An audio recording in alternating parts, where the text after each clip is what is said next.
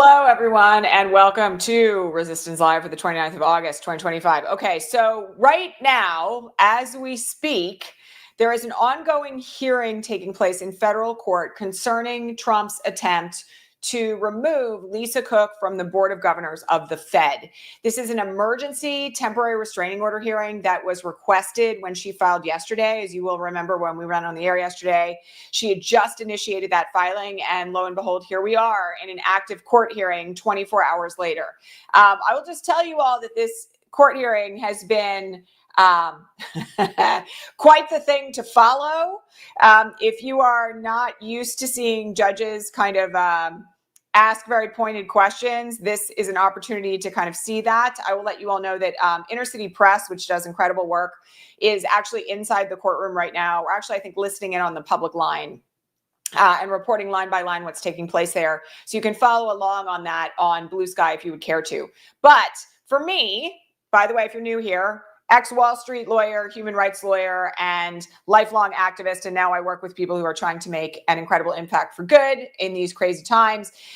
For me, listening in on this, I can tell you that I have not ever heard a judge talk to a lawyer for the DOJ the way that this, except maybe in a couple of the hearings related to Trump in this term, the way that this judge is talking to the DOJ right now. So let me just explain to you what's happened here. Okay, Lisa Cook is actually fighting for the independence of the Fed.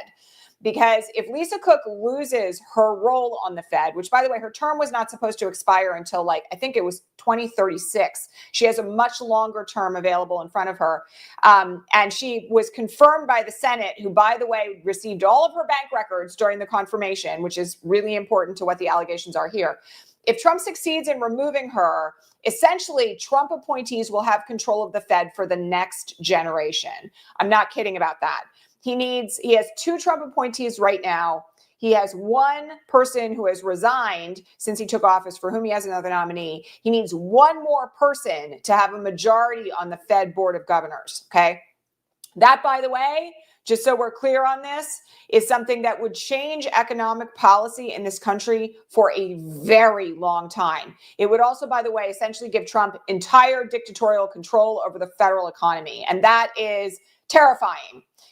It would essentially give him the de facto ability through his appointees to lower interest rates if he cared to, tank the US dollar, do all sorts of crazy things in response to data that he didn't like, economic data that he didn't like. So all of this is very disturbing. And Lisa Cook, thank the gods, is not having it. And I will remind everybody of what I've said on every broadcast this week so far, which is that she is not alone in this effort. She has the entire Fed backing. She has Jerome Powell making statements in her favor. She has white economists. Reminder, she's the only black woman sitting on the board of the Fed.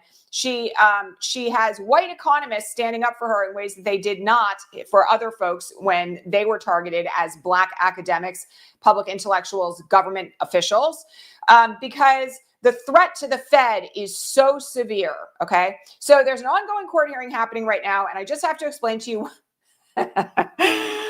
Okay, again, I am laughing because otherwise I will scream, cry, throw things out my window.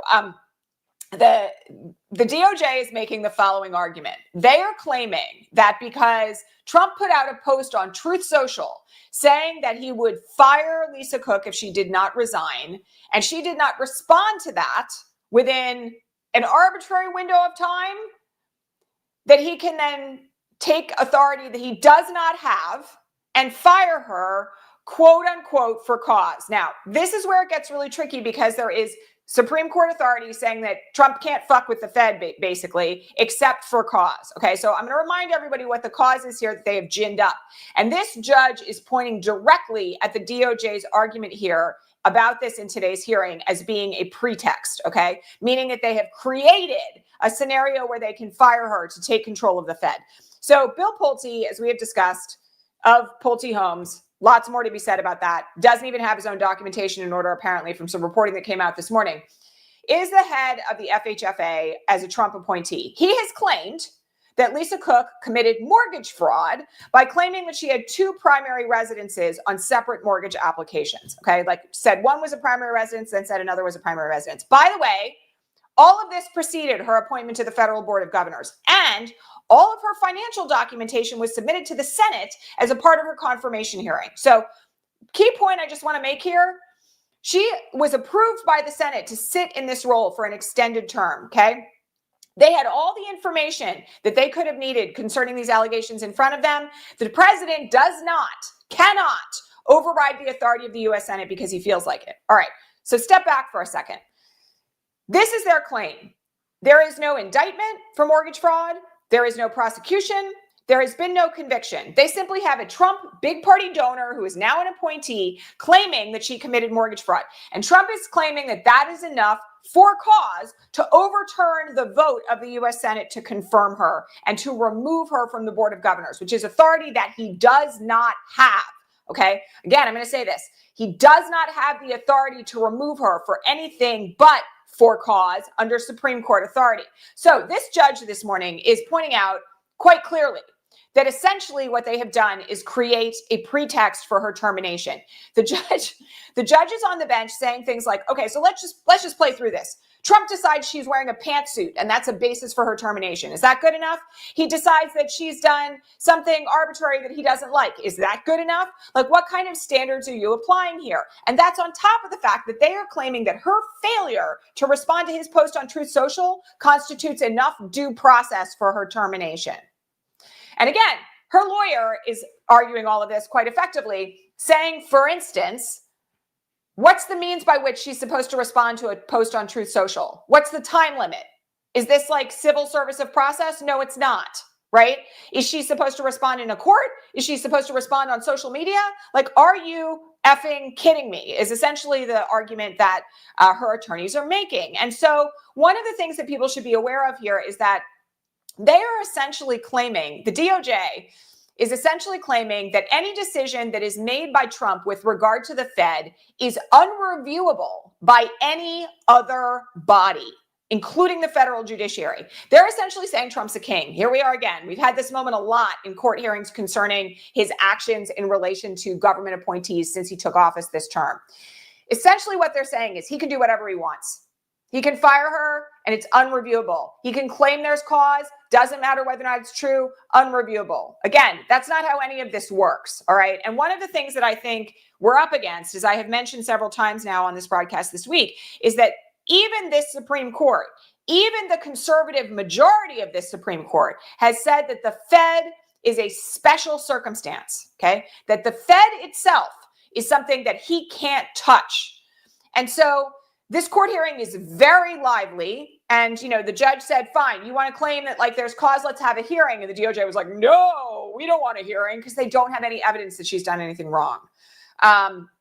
Again, I have to say that one of the things that is particularly galling as a lawyer who practiced in federal court for 15 years is the way in which his DOJ is just simply running roughshod over legal doctrine upon legal doctrine upon legal doctrine, claiming authority that he has never had before, that no president has ever had before, in an attempt to just simply allow him to exercise his will and his control. And they are handmaidens to not just white supremacy at this point, but to the end of democracy.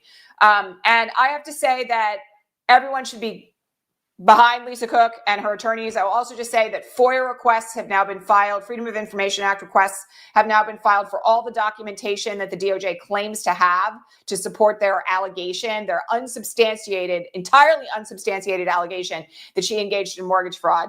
And the judge sounds like they're not having it. So again, this hearing is ongoing right now. I don't know if we're going to get an outcome on it today. The judge, as I said, may order a hearing. But all that said, the key factor that is at issue right now is whether or not it would be an unremediable harm if the termination of her was allowed to continue. And I don't think there's really any legitimate debate that removing her from the Fed so that Trump can appoint one of his lackeys, which presumably would happen relatively rapidly, could be the decimation of the U.S. economy.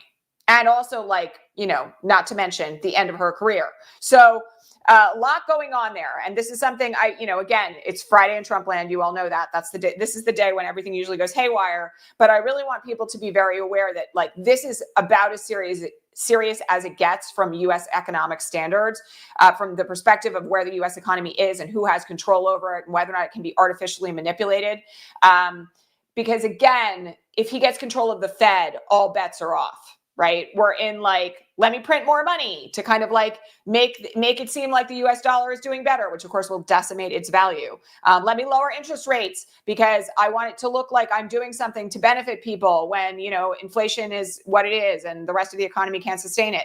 All sorts of things, right? Like all sorts of things that he could do. And it's scary. It's scary. All right. We have a lot of other breaking news this morning to cover. None of it's good. I'm just going to warn you guys. It's been kind of a rough morning for our Fridays in Trumpland. All right. So actually, there's one bit of good news. Let's start with the good news just for the sake of it. Joni Ernst announced this morning, or is apparently going to announce formally within the next couple of days, but the news is now leaked, that she will not be seeking re-election in Iowa. I have to remind you that Iowa is a place where we flipped a district, or like I should say, a candidate flipped a district that had gone by 11.5 points for Trump in her favor by 10 percentage points just this past Tuesday, okay? We can get Joni Ernst's seat. We can get that seat. So this is like very big news. And I got to tell you, I am looking for every opportunity to flip a seat in 2026. If we can flip, we don't need to flip that many votes in the Senate, by the way. I'm going to remind you all to get back a majority.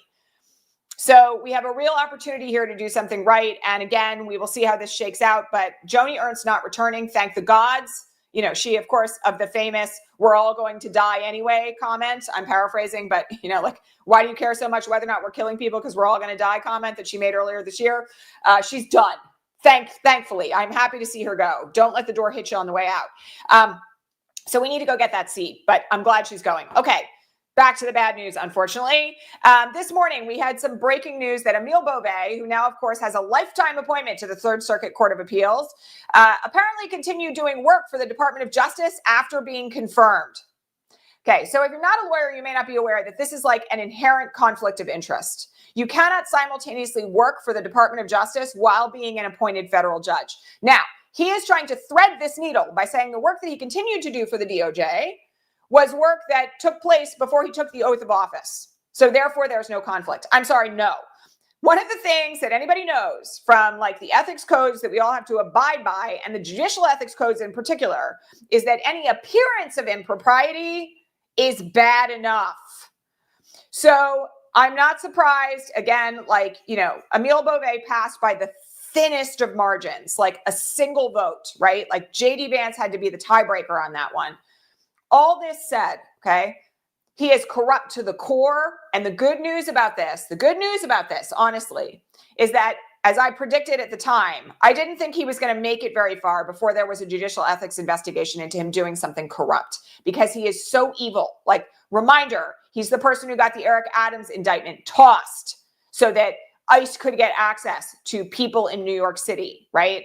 He is the person who ordered DOJ officials to not turn the planes around when they were headed to El Salvador with Kilmar Abrego Garcia and 230 odd other folks in the middle of a court hearing where the judge said, turn the planes around. He is an evil, unethical, amoral person. And, you know, the only thing I can say about that is that federal judges can be impeached. They can also be removed from the bench for various things. I don't think Emil Bove is long for this world, but we shall see. I'm meaning like the bench. We shall see. Okay, the other thing that happened this morning is that Trump canceled Kamala Harris' Secret Service protection. This is a full stop invitation to white supremacists and others insistent on perpetrating violence on behalf of MAGA. They're all white supremacists anyway, to do something horrific. I don't doubt that Kamala Harris and Doug will hire their own private security. I can't imagine a scenario in which they don't.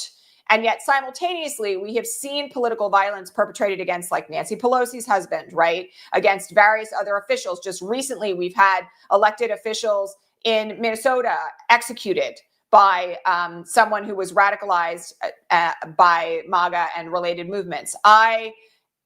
This is exactly what it looks like. It is petty. It is disgusting. And also, nobody should mistake what Trump is doing by doing this. He's essentially trying to roll out a red carpet for political violence. So I'm sure that Kamala Harris and her staff and her family will take whatever precautions they think are necessary. And yet, we have to understand that when he's doing these things, it's not just for the sake of being petty. It's not just for the sake of being vindictive. It's actually a call to violence. And that's something that, from the perspective of where we are in the fascism trajectory, should surprise no one. Okay. Quick note before I get to another issue for today. Many of you saw this morning that we are relaunching the audio off of this broadcast onto our podcasting platforms again, starting at some point next week. Want to just make something really clear to all of you who are already subscribers historically to the Resistance Live podcast. It's the same feed. So lucky you don't have to go resubscribe to anything else. But starting sometime next week, we will be everywhere that you can listen to podcasts, on Spotify, on Apple iTunes, on any other place where you listen to podcasts. You will be able to get our audio wherever you are. You can listen to us while you're walking your dog. It's going to be great. Or while you're driving, which a lot of people actually like. The good news about this is that if you have not yet joined our Patreon at patreon.com/resistancelive, or you're already a subscriber, but you're only on a monthly basis, to celebrate the relaunch of our podcasting format, which will be essentially identical to this with a couple of other like fancy schmancy things attached, we are running a 20% discount off of annual memberships over at patreon.com/resistancelive for the next 2 weeks. Okay, so again, I'm going to tell you, I've said this many times before, but I just have to remind you all, what keeps this broadcast going is Patreon subscriptions, because my YouTube ad revenue is like minuscule, does not cover my grocery bill every month. All right. Like, I am not one of those people with 5 million subscribers, as you all know. It is Patreon subscriptions that allow me to continue to do this work. So if this broadcast is meaningful to you and you are not yet a subscriber, or you want to up to an annual tier, now's the time to do it. All you have to do is use the code at checkout, podcast. Super easy.